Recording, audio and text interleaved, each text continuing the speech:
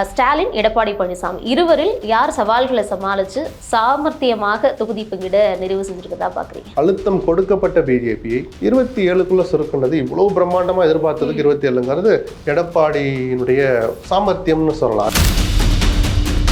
5வது ஒரு அணி அமைஞ்சிருக்கு. சசிகலாவும் டாக்டர் ராமதாஸும் சேர்ந்து ஒரு அணி அமைச்சிருக்கிறாங்க. அந்த 2 பேருமே கூட விஜயுடன் சேருவதற்கான வாய்ப்பு இருக்கிறதா இன்றைக்கும் ஒரு தகவல் இருக்குது. நான் அம்மாவின் ஆட்சி அமைப்பேன்னு சசிகலா சொல்லிக்கிட்டே இருந்தார் இல்லையா, அதை கொஞ்சம் தள்ளி வச்சுட்டு அந்த அம்மாவின் ஆட்சி அமைகிறத கொஞ்சம் சிதைக்கிற மாதிரி தான் அவருடைய முடிவு அமையும். எடப்பாடியால் துரோகத்துக்கு ஆளானவர் தான் சசிகலா. அது வரலாற்று உண்மை. 120 இடம் ஜெயிக்கிறேன், நான் அம்மா ஆட்சி அமைப்பேன்னா தாராளமாக சொல்கிற உரிமை சசிகலாவுக்கு இருக்குது, சொல்கிற தகுதியும் அவங்களுக்கு இருக்குது. ஜெயிப்பாங்களா இல்லையாங்கிறது மக்கள் கையில் இருக்குது. நிற்க போகிறதே 30 தொகுதி தான், 40 தொகுதி தான், நான் அம்மா ஆட்சி அமைப்பேன்னா எங்கேருந்து அமைப்பீங்க?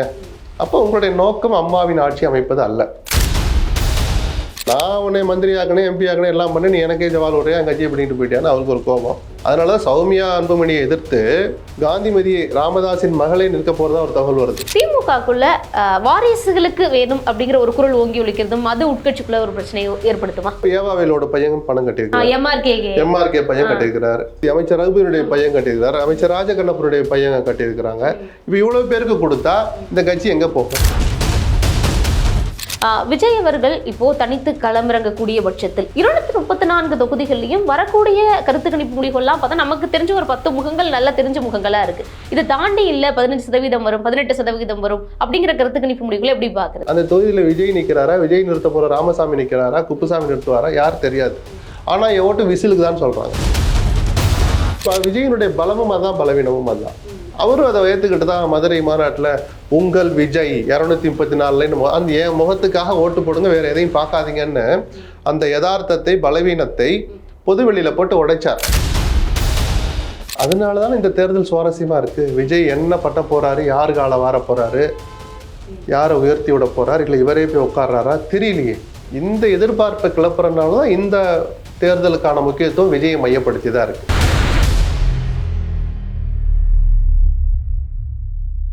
ஒன் தமிழ் நேயர்களுக்கு வணக்கம். இன்றைய நிகழ்ச்சியில் நம்முடன் இணைந்திருப்பவர் மூத்த பத்திரிகையாளர் திரு SP லட்சுமணன் அவர்கள். சார்கிட்ட கேட்க நிறைய கேள்விகளும் சந்தேகங்களும் இருக்கு, பேசுவோம். வணக்கம். வணக்கம். திமுக, அதிமுக முக்கியமான கட்சிகளுக்கு தொகுதி பங்கீடு நிறைவு பண்ணியிருக்காங்க. 2 பேரும் இதுவரைக்கும் நம்ம பேசுற நிமிஷம் வரைக்கும் ஒதுக்கப்பட்ட தொகுதிகள் 56 ஒதுக்கியிருக்காங்க திமுக, அதிமுக. அப்போ ஸ்டாலின், எடப்பாடி பழனிசாமி இருவரில் யார் சவால்களை சமாளித்து சாமர்த்தியமாக தொகுதி பங்கிட நிறைவு செஞ்சுருக்கதா பார்க்குறீங்க? 2 பேரும் தான். இந்த விஷயத்தில் யாரையும் குறைச்செல்லாம் மதிப்பிட முடியாது. வலுவான அணி அமைச்சருக்கு திமுக அப்படின்னு அவங்க எந்த அளவுக்கு ஒரு பேர் எடுத்திருந்தாங்களோ இப்பயும் கூட அதில் உண்மை இருக்குது. அதில் ஒரு சின்ன ஒரு சேதாரம் அல்லது ஒரு கீறல் மாதிரி இந்த கடந்த ஒரு 2 வார கால கருத்து மோதல்கள்னு இல்லை, கருத்து பரிமாற்றம் அல்லது கருத்தை வெளிப்படுத்திய விதம், இதெல்லாம் ஒரு சோர்வை ஏற்படுத்துச்சுங்கிறத மறக்க முடியாது. திமுக அணியில் எங்களுக்கு வேணும், அதிக இடங்கள் வேணும்னு கேட்குறது எந்த கட்சியினுடைய உரிமை, நியாயமான உரிமை. உள் அறையில் கேட்கணும் அல்லது பேச்சுவார்த்தை சுமூகமாக போகுது அப்படின்னு சொல்லணும். ஏன்னா கோபதாபங்களை வெளியில் காமிச்சா திருப்பியும் சிரிச்சுக்கிட்டே ஒப்பந்தத்தில் கையெழுத்து போட்டு சிரிச்சுக்கிட்டு போஸ்ட் கொடுக்க போகிறது நீங்கள் 2 பேர் தான்.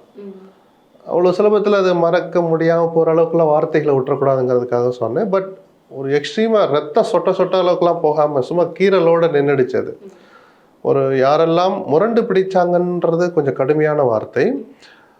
இதுதான் நேரம் நம்ம கட்சிக்கு, நம்ம எதிர்காலத்துக்கு கொஞ்சம் அதிக எண்ணிக்கை வாங்கிடும் அப்படின்னு போராடுவதற்கு அல்லது வெக்கத்தையெல்லாம் தள்ளி வச்சுட்டு கெஞ்சியாவது வாங்கிடணுன்றதுக்கு இதுதான் நேரம். இதை விட்டாச்சுன்னா அப்புறம் அடுத்த 5 வருஷத்துக்கு போயிடாது. அந்த வேளை தான் மார்க்சிஸ்டுடைய பிடிவாதம் கலந்த அந்த உணர்வு, விடுதலை சிறுத்தைகளுடைய அந்த கண்டிப்பு கலர்ந்த பார்வை, இதெல்லாமே அந்த இயக்கத்தினுடைய வளர்ச்சியை மனசில் வச்சு தான்.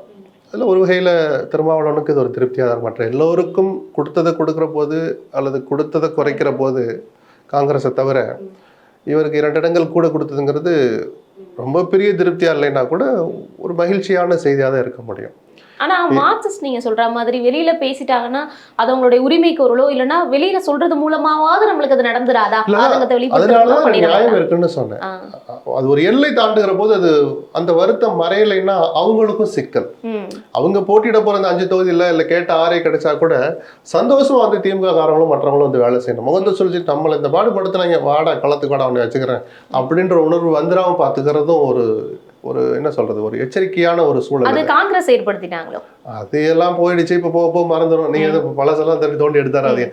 நாமினேஷன் ஃபைல் பண்ணிட்டு பிரச்சாரத்தில் இறங்கிட்டாங்கன்னா அதெல்லாம் மறந்துடும் தான். காங்கிரஸ் பண்ணது அதில் நிஜமாவே ரத்தமெல்லாம் சொட்டிருச்சு. இவங்களாவது கீரல் அங்கே சொட்ட சொட்ட நடந்துச்சு. பட் நாள் ஆக ஆக அதுவும் இப்போ தொகுதிகளில் கவனம் செலுத்துவாங்க. இப்போ அதே மாணிக் தாக்கூரே அவர் எம்பியா இருக்கிறார். அவர் தன்னுடைய ஆதரவாளர் 2 பேர் 3 பேருக்கு எம்எல்ஏ ஆக்கணும்னு அவருடைய கவனமெல்லாம் பதில போகும். அவர் அதுக்காக தகராறு பண்ணுறதுக்குன்னு இருக்கிற ஆளுன்னு சொல்லலை. அதில் கவனம் செலுத்திய மாணிக் தாக்கூர் இனிமேல் இதில் கொஞ்சம் கவனம் செலுத்துவார். அந்த மாதிரி ஒரு இது தானே, அதெல்லாம் போக போக சரியாயிடும். தேமுதிகவில் பிரேமலதா நேற்றுக்கே ஒரு மாதிரி தயாராகிட்டார்.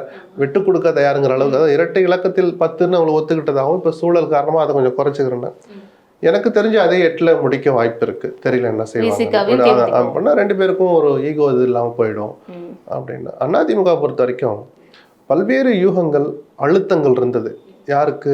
பிஜேபிக்கு தான் அழுத்தம் இருந்தது. எடப்பாடியை விடாதீங்க, இவ்வளோ கேளுங்க அவ்வளோ கேளுங்க, 55 60 இது என்ன இருக்கு, கத்திரிக்காய் கூச்சி வச்சு எல்லாம் எடுத்துகிட்டு போகிறதுக்கு, கூறு போட்டு விற்கிறதுக்கு. 60ன்னா எங்கே இருந்து 60 வாங்கி நீ என்ன பண்ண போறிய?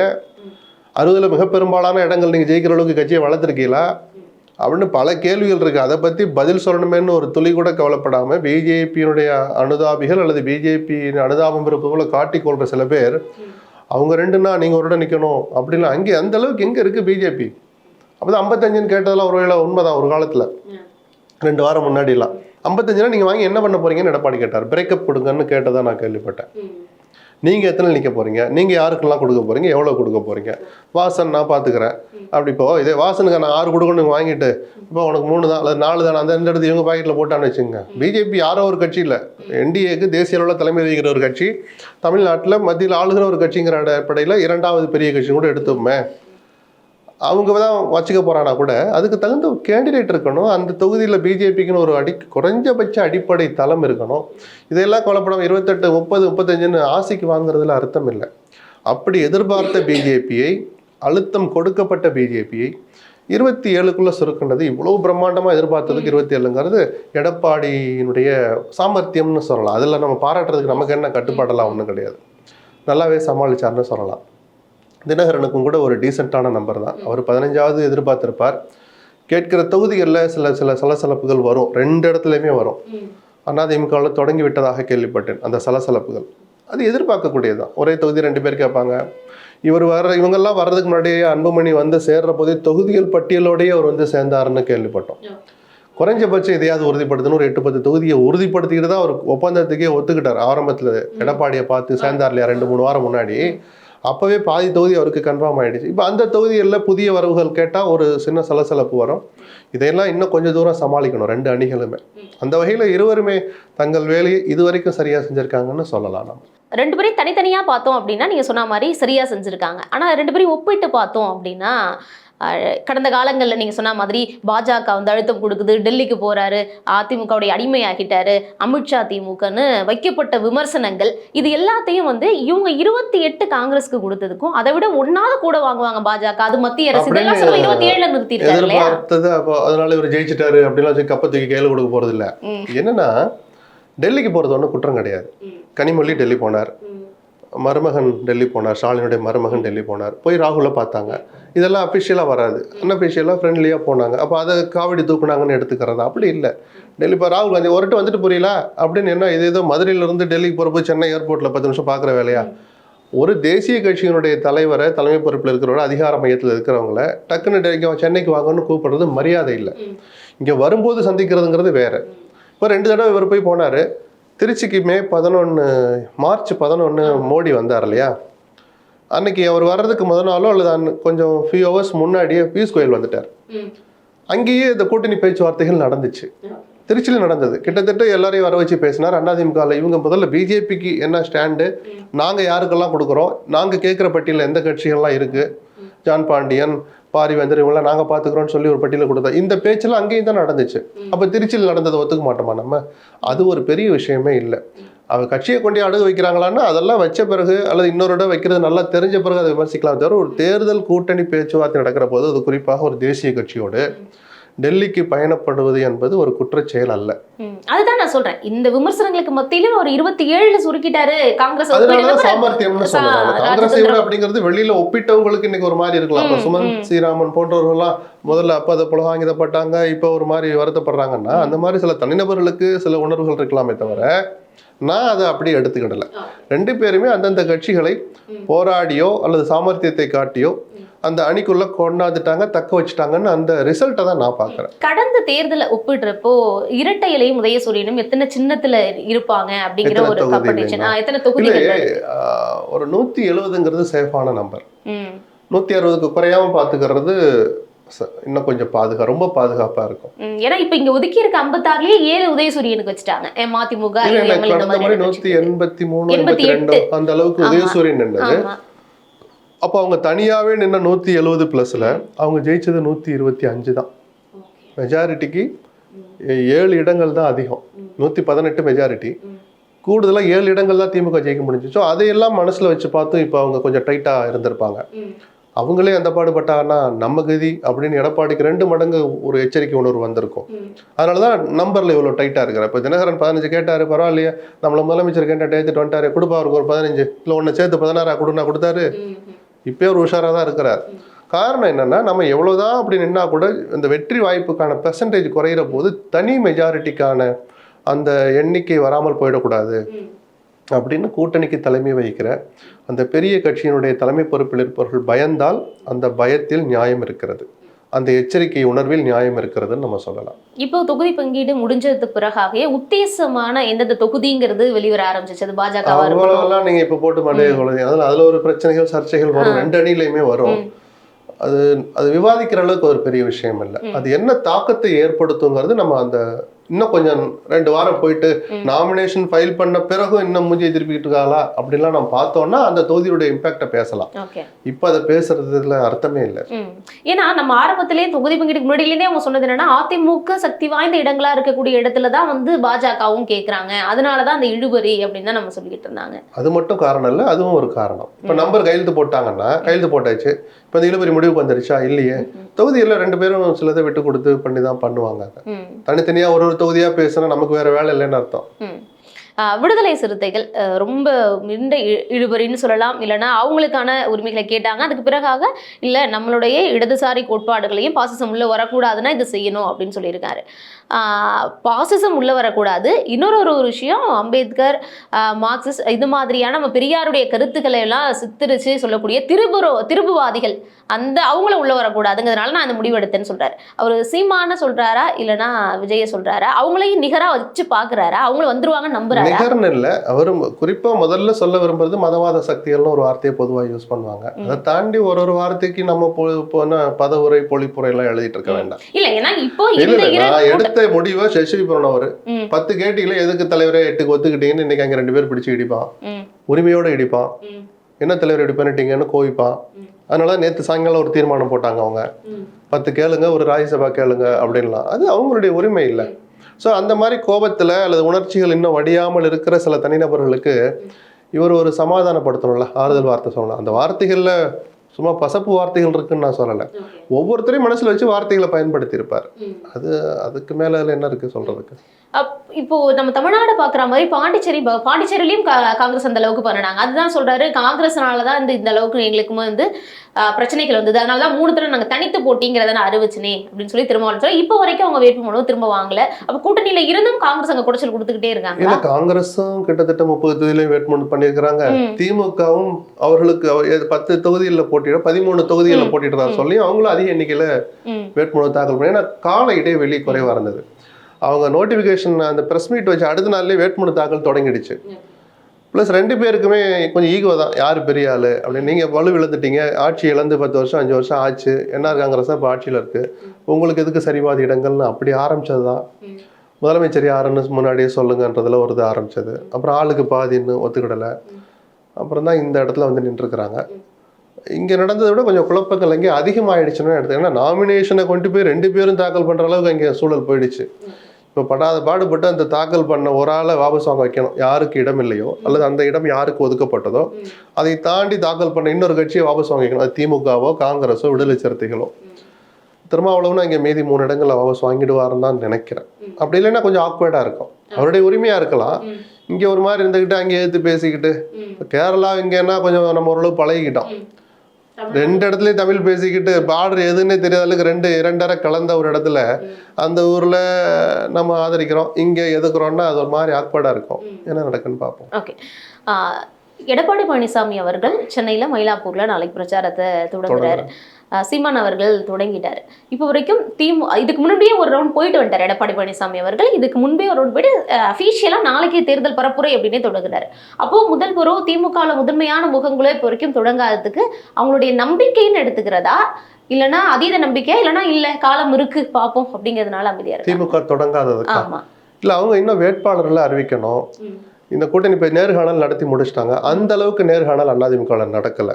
அது ஒரு ஃபார்மாலிட்டி. ரெண்டு கட்சியிலுமே நடக்கிறது ஒரு ஃபார்மாலிட்டிக்கு தான். வேட்பாளர் யாருன்னு நேரம் தலைவர்களுக்குள்ள மைண்ட் அதெல்லாம் ஓடிட்டு இருக்கும். கிட்டத்தட்ட லிஸ்டே ரெடி பண்ணியிருப்பாங்க.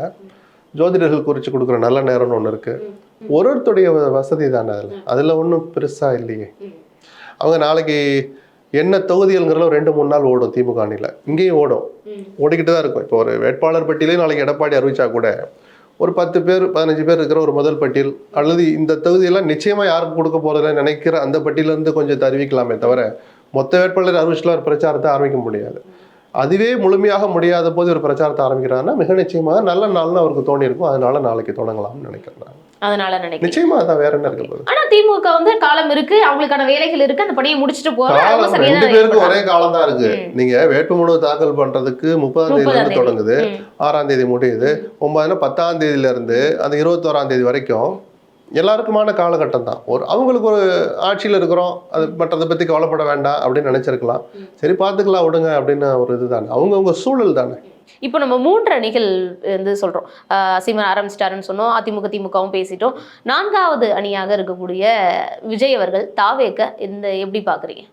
அவர் சொன்னபடியே தனியாக தான் நிற்கிறார், அல்லது தனித்து நிற்க வேண்டிய கட்டாயத்துக்கு ஆளாக இருக்கிறார். அவர் ஆசைப்பட்ட காங்கிரஸ் வரல, அவரை ஆசைப்பட்ட பிஜேபியும் தங்கள் பக்கம் அவரை இழுக்க முடியலைங்கிற போது நிச்சயமா தனியாக தான். சின்ன சின்ன கட்சிகளோட பேசுறதா கேள்விப்பட்டேன் நான். அது நல்லது தான் ஒரு வகையில். ஏன்னா இது மாதிரி ஒரு வசீகரமிக்க செல்வாக்குள்ள ஒரு கட்சி, ஒரு தலைவர், அடையாளத்துக்காக காத்திருக்கிற, அங்கீகாரத்திற்காக இயங்கி கிடக்கிற ஒரு சில சமூகங்கள் சார்ந்த அமைப்புகளையோ கட்சிகளையோ சின்ன கட்சிகளையோ கை தூக்கி விடுறதுங்கிறது இந்த சமூகத்துக்கு செய்கிற ஒரு சேவைன்னு நான் நினைப்பேன். சமூக நீதினா நிஜமான சமூக நீதி அதில் இருக்கு. நாளைக்கு இவங்க ஒரு 20,000 ஓட்டு 30,000 ஓட்டு ஒரு தொழில வாங்குறான்னு வச்சுக்கோ, எக்ஸோ ஒய்யோ, அதை காமிச்சு இன்னொரு கட்சியில இன்னொரு பெரிய அணியில வெற்றியை நோக்கி போற ஒரு அணியில இடம்பெற போது நாங்கள் இவ்வளோ ஓட்டு வாங்கினங்கன்னு காட்டுறதுக்காவது அவங்களுக்கு ஒரு அடித்தளத்தை ஏற்படுத்தி தருவதற்கு அதுக்கு ஒரு மனசு வேணும். அது விஜய்க்கு இருக்கிறதா நான் நினைக்கிறேன். ப்ளஸ் அவர்கிட்ட இடமும் நிறைய இருக்கு. கேண்டிடேட் கிடைக்கலன்னு நீங்க அவரை கொச்சையா அல்லது நக்கலா கிண்டல் பண்ணலாம், பரவாயில்ல நம்ம விசில் சின்னத்தில் அவங்க நிக்கட்டும் அப்படின்னு சொல்றதுக்கு ஒரு மனசு வேணும்ல. ஆளே இல்லைன்னு நான் சொல்ல மாட்டேன். அப்படி நிறுத்தப்படுகிற நபர்களுக்கு ஒரு ஆளுமை இருக்குமா, பெரிய ஜாம்பவான்களை எதிர்த்து நிற்கிற துணிச்சல் இருக்குமா, பணபலமோ சமூக பலமோ இருக்குமா, அந்த கட்டமைப்பு புரியுமா, தேர்தல் அரசியல்னா எவ்வளோ பெரிய விஷயம் அப்படின்ற பலவீனங்கள்லாம் ஒரு பக்கம் இருக்கட்டும். அதுக்காக ஆளே இல்லாமல் இல்லை. 234 தொகுதியிலையுமே ஆட்கள் எத்தனையோ பேர் கேட்கவும் தானே அவ்வளோ கூட்டம் கூடிச்சு.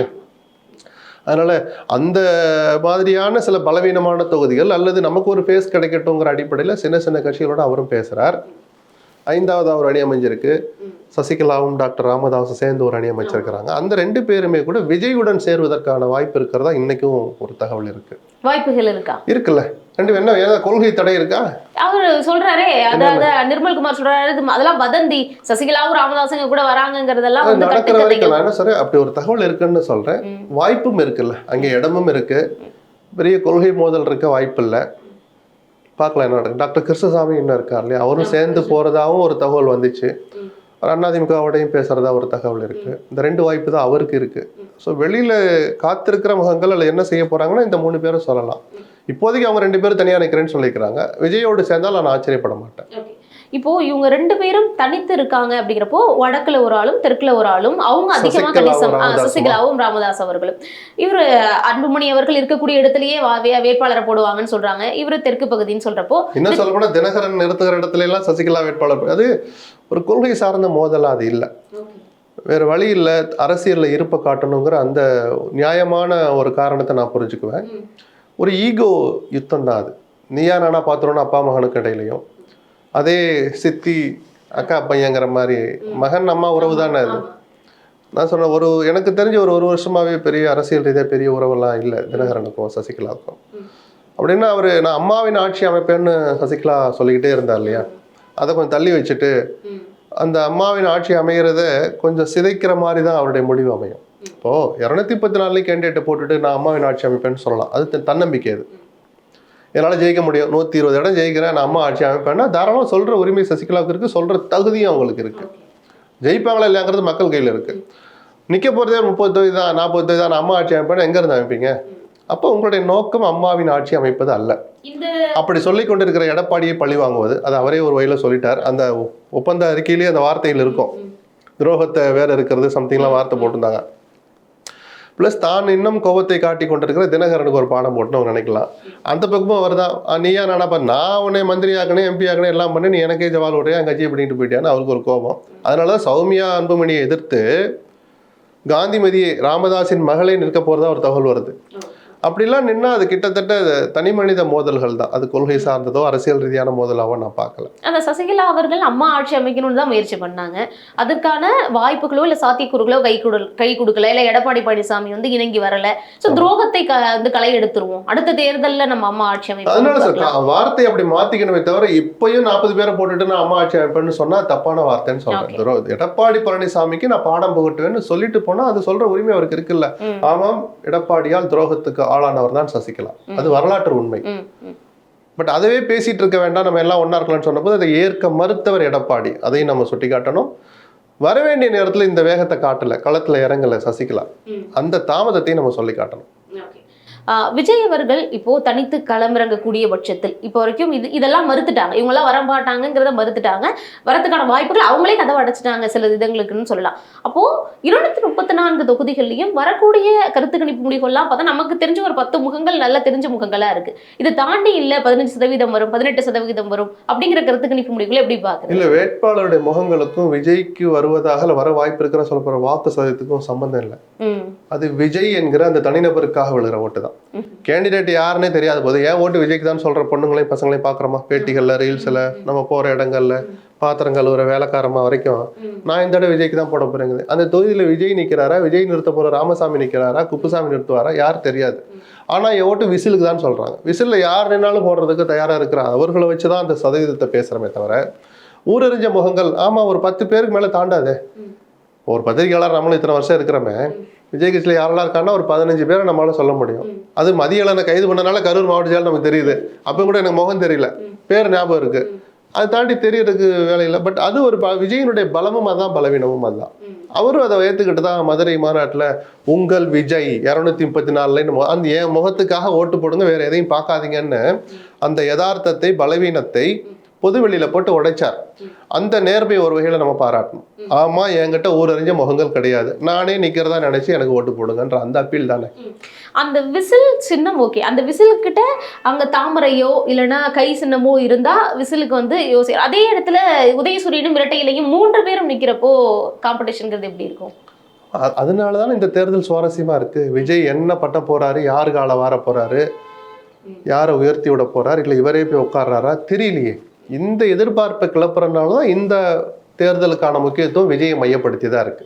அவர் வாங்க போற ஓட்டு யாருடைய ஓட்டு, யாரை ரொம்ப பாதிக்கும், இல்லை இந்த கருத்து கணிப்பெல்லாம் தாண்டி அவர் சொன்ன ஒரு இடத்துல சொன்ன 40 மேல வாங்கி ஆட்சியவே பிடிக்கிறாரா, இல்லை என்ன இவ்வளவு தூரம் ஆஹா ஓஹானாயே கடைசியில் 2 டிஜிட் கூட வரல அப்படின்னு ஒரு போகுதா தெரியலையே. அதை கணிக்கிறதுக்கு யாருக்கிட்டையும் மெஷின் இல்லை. ஒரு பெர்செப்ஷன் பார்க்குறோம், நம்ம ஒரு 10% 15% ஓட்டு வாங்குவார் அப்படின்னு ஒரு இடத்துல நிற்கிறோம். நம்ம சொல்றது தப்பாகவும் போகலாம்ல. அதுக்கப்புறம் அவர் அதை விட அதிக ஓட்டு வாங்கலாம், அது கூட வாங்காம கீழேயும் போகலாம். மக்கள் கையில தான் அது இருக்கு.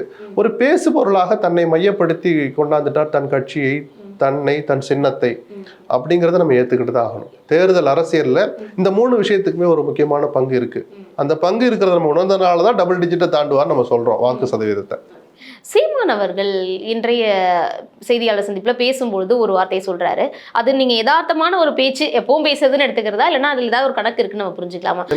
ராமதாஸுடைய மகன் நானு, அவர் இல்லாம வந்து சமூக நீதியா, நான்லாம் பேசுறதுக்கு காரணமே அவர் தான், ஐயா தான் எனக்கு எல்லாமே அப்படிங்கிற ஒரு தொழில அவர் பேசியிருக்காருங்கிறப்போ ஒரு ஆதரவு வரட்டுமே, 4 முனை போட்டி, விஜய் நம்ம வாக்க தான் பிரிப்பாருன்னு எல்லாரும் பெரும்பாலும் சொல்றாங்க. அப்படிங்கிறப்போ அவங்க 2 பேரும் நம்ம பக்கம் எடுத்துடலாம்னு நினைக்கிறேன். தேர்தல் நேரத்துல பயன்படுத்துகிற ஒவ்வொரு வார்த்தைக்கு பின்னாலும் அரசியல் இருக்கும். அதுல அரசியல் இருந்தால் நான் ஆச்சரியப்பட மாட்டேன். பட் சீமான் ராமதாஸ் அந்த மரியாதை பார்த்தவர் தான். பெருசால தனி மனித தாக்குதல்லாம் அவங்க 2 பேரும் பண்ணிக்கிட்டது இல்லை. அந்த வகையில அதை தாண்டி அந்த வார்த்தைக்கு நம்ம வேற சாயம் பூச வேண்டாமே. ஓகே, அப்பனா இந்த 5 முனை போட்டி அப்படிங்கிறப்போ அந்த 3 கேட்டகரி அப்படியே தான் இருக்குன்னு நினைக்கலாமா? டிஎம்கே, ஏடிஎம்கே, அடுத்தது தாவேக்கன்னு வைக்கிறதா, நாம் தமிழர்னு வைக்கிறதா? வாக்கு சதவீதம் அதை முடிவு பண்ற அதிகாரம் எனக்கு இல்ல, அவ்வளவு அறிவு எனக்கு இல்ல. தேர்தல் முடிவு வரட்டுமே, இதை தெரிஞ்சுக்கிறத நம்ம காத்துருக்கோம். நம்ம என்ன தெரியுமா சொன்னேன், சீமான் நம்பிக்கையோட 234 தொகுதியில கேண்டிடேட் அறிவிச்சார். சும்மா பேச்சுக்கு இல்லாம சொன்னபடி தனியா நின்னார். இப்போ ஏதோ விளையாட்டுக்கு சொல்றாருன்னு நினைச்சிட்டு இருக்கிறோம்னு பார்த்தா நிஜமாகவே 50% பெண்களுக்கு 50% ஆண்களுக்குன்னு சீட்டை 117 ஆண்களும் பெண்களும் அறிவிச்சார். இவ்வளையும் பண்றதுக்காக அவர் ஆட்சியை பிடிக்கணுங்கிறதுக்காக தானே. அப்படி அவருடைய இலக்கா இருக்கட்டும் வாழ்த்து சொல்லலாம்.